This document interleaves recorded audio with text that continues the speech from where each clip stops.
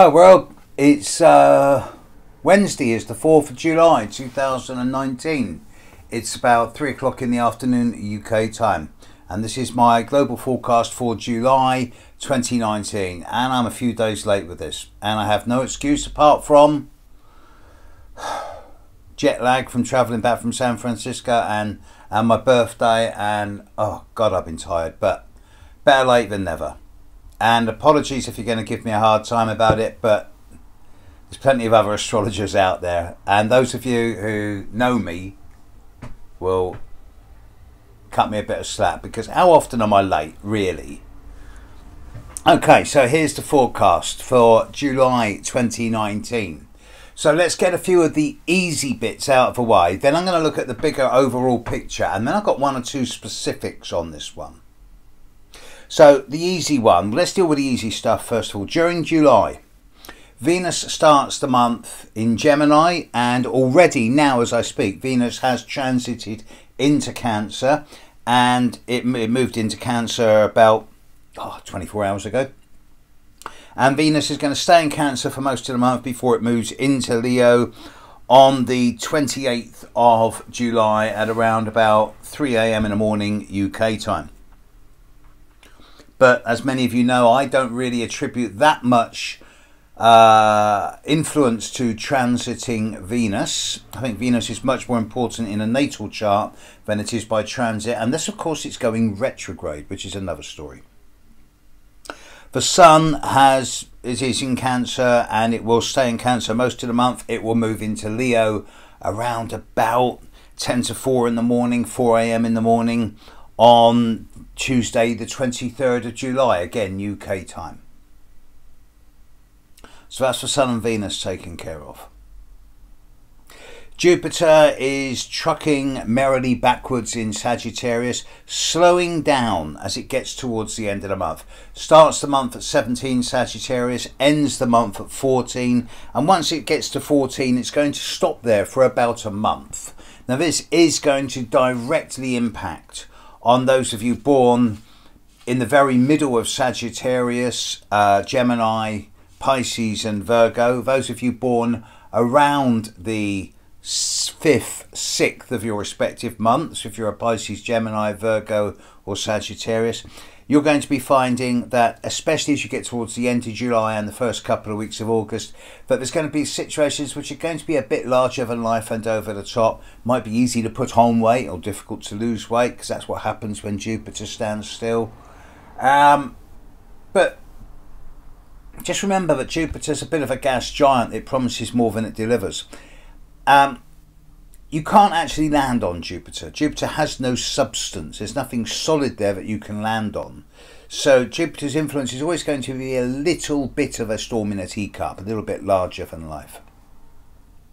Saturn is also trucking retrograde, starting the month at 17 Capricorn, ending the month at 15 Capricorn, heading back to 13, 14, where it will stand still come September and start moving forward. And then the Saturn-Pluto conjunction is really going to start biting from September onwards. Neptune is now moving backwards in Pisces, starting the month at 18 degrees, ending the month at 18 degrees of Pisces. So yeah, Neptune moving backwards in Pisces. Okay, we've been here before about 8 times so far, and there's still another 6 years of Neptune in Pisces ahead of us, and I'm not particularly enjoying it, but in retrospect I'm beginning to appreciate Neptune in Pisces a lot more and value it a bit more than I did Neptune in Aquarius, because that was a difficult transit. Neptune moving into Aries in about 6 years' time is going to be extremely interesting. Pluto is moving retrograde in Capricorn. So the Saturn-Pluto conjunction is still in effect. It's at 5 degrees now, and by the end of the month it's going to be at 6 degrees, so it's getting further apart, but it's not completely disappearing. Pluto starts the month at 22 degrees of Capricorn, ends the month at 21 degrees of Capricorn. So we've got Saturn, Jupiter, Neptune, Pluto all retrograde. Uranus is the odd one out. Uranus doesn't start going retrograde till early August. But Uranus is standing still at 6 degrees of Taurus. Particularly affecting those people born not at the end but towards the end of April, August, November and January. But then we come to the 2 or 3 trigger points. Firstly, Mars has just moved into Leo a couple of days ago. Moved into Leo very late in the day on the 1st, depending on where you are in the world. And Mars, as I speak, is now at 1 degree of Leo, shortly about to move into 2 degrees Leo in a day or two. Mars will end the month at 18 degrees of Leo. Now, this doesn't seem on its own a particularly big transit. Sure, it's going to affect all Leos, big time. And those Leos born on or before the 12th of August are really going to experience a degree of Martian energy this month in a way that could be very projective and assertive and dynamic, and with a lot of initiation and instigation. It could equally be feisty, fiery, provocative, punchy and aggressive. So all Leos need to be a little bit aware of Mars's energy this month. Mars will trine Jupiter this month, but it's not making aspect to Neptune or Pluto or Saturn.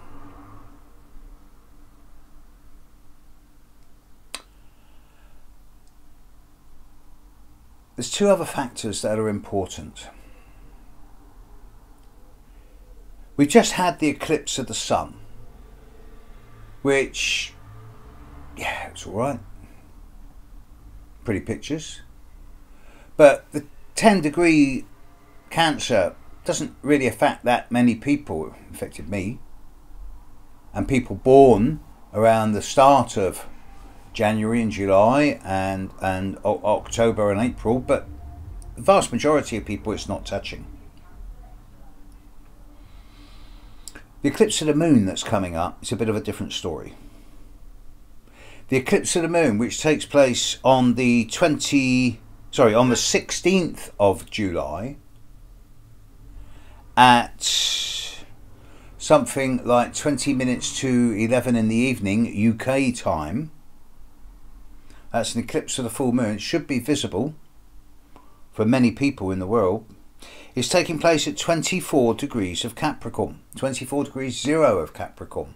Now this is a particularly important degree because it's where both Saturn and Pluto are going to be in less than 6 months. So this is kind of setting the scene for things that are going to come.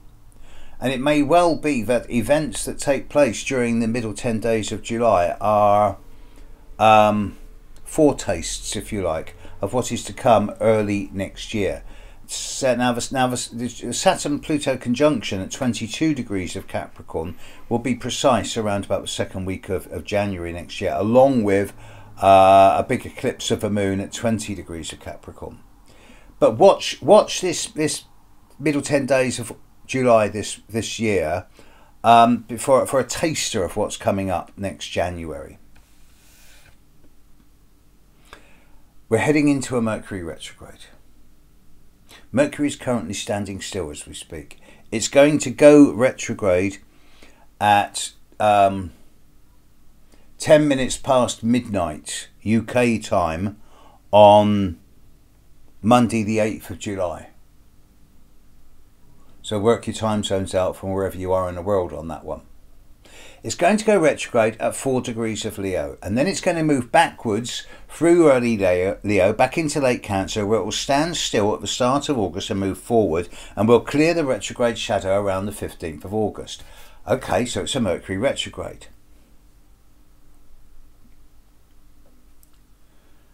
Mercury is standing still at 4 degrees of Leo. Let's go back to July last year. At the end of July 2018, there was a total eclipse of the moon at 4 degrees of Aquarius. Now Mercury is going to go retrograde at 4 degrees of Leo.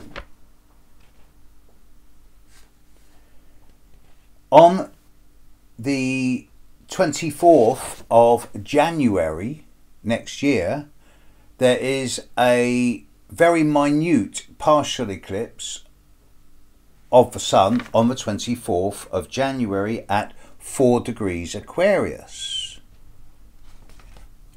It's 4 degrees Aquarius, 4 degrees Leo axis. This is all squaring Uranus in the sky, both last year and this year. Uranus, of course, is a planet of unpredictability and change. And with retrograde Mercury standing still square Uranus, the eclipse last July squaring Uranus, the eclipse next, the new moon at the end of January next year squaring Uranus, and Mars squaring Uranus at the time that Mercury goes retrograde. As Mercury goes retrograde, it will be at 4 degrees of Leo, just as Mars is at 3 degrees of Leo. We have a Mercury-Mars conjunction in the sky now, and it's about to square Uranus any day now. And then Mercury goes retrograde, just as Mars moves on and actually squares Uranus exactly around about July the 10th, the 11th. So it seems to me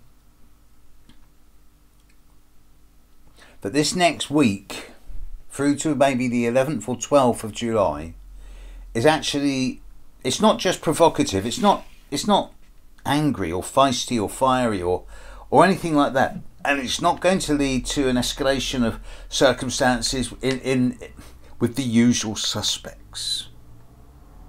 But something's coming in the next week, but it's a little bit out of the blue. And with Mercury conjunct Mars, there's going to be an element of square Uranus. There's something a little bit surgical, and it's going to be a little bit direct, and it's got to do with fire and earth. Now, it'd be easy to say it's a volcano or something like that, a bit too easy, but I think it's something else. So I get the impression that a number of situations in the world over the last few years have become entrenched, particularly in terms of being unwilling to face up to the future. Whether it be the attitude of big business and the global economies in terms of looking at the need for cutting out plastic or getting rid of petrol and diesel engines. There's a resistance on behalf of the profit-making entities in the world to change. This is going to have to be changed, and if they're not going to change willingly, then they're going to be changed unwillingly.